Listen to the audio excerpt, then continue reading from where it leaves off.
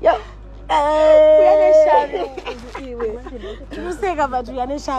Problem, and I think we need to deal with it. No, we need to take her to Prophet Passion. Is that what you're thinking? Yeah.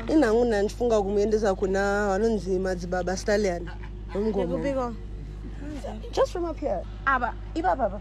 Serious. Kiki.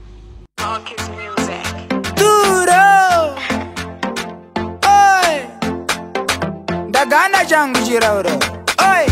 Ndotonga gara ndakutotesa. Muranda kadzi chimbomira kuzvitongesa. Ukati ndiani kwachakutengesa. Nhau yako ndaiona yakakurisa. Uriwe tambo pakati sekenduro mandu yechinono. Une chuma muchuno. Zvawauya kuno, zvaiko zvino, muranda kadzi. Shave rako iri rekutambisa apa rinoda 50 magate. 50 zvakaramba 60. 60 70 magate. Muranda kadzi. Shave rako iri rekutambisa apa rinoda 50 magate. 50 zvakaramba 60. 60 70. Rabarata kuti uite kunge kakudasharara. Kadash. Magate chete kwete madish. Kadash. Ukangoramba wakadaro. Finish. Muranda kadzi we.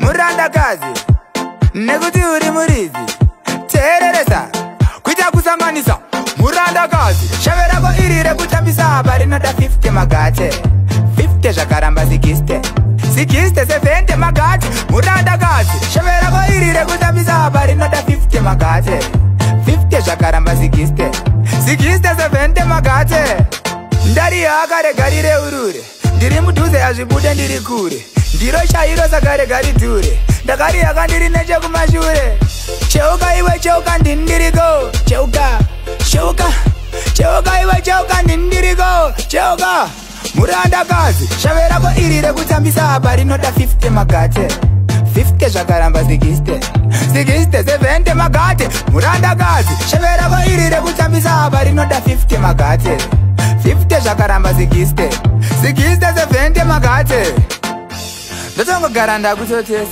muranda kadzi chimbomira kuzvitongesa ukati ndiani kwachakutengesa ndaiona nhau yako yakakurisa uriwe tambo pakati sekenduru mandu yechinono une chuma muchuno zvawauya kuno zvaiko zvino muranda kadzi shave rako iri rekutambisa apa rinoda 50 magate 50 zvakaramba 60 60 70 magate muranda kadzi shave rako iri rekutambisa apa rinoda 50 magate 50 zvakaramba 60 60 70 magate mangoma depoti levels ripe na fanta inini stalia yo jepi duro ndaganda changu chirauro oi